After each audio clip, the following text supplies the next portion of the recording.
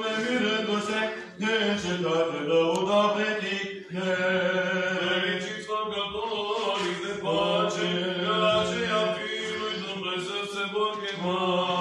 Pe Hristos mijlocitorul între Dumnezeu și oameni, văzându-l cetele îngerilor cu trupul, îngerele de sus se mirau și cu glas îi cântau cântare de biruință.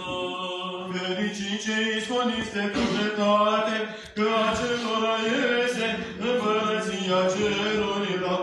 Se stăimântă cetele îngere, văzându-te pe tine, Hristoase, cu trup înălțându-te și lăudau sfântă înălțarea ta.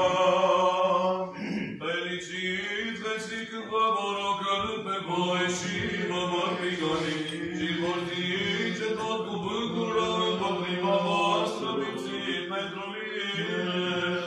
Semănătorul de neghie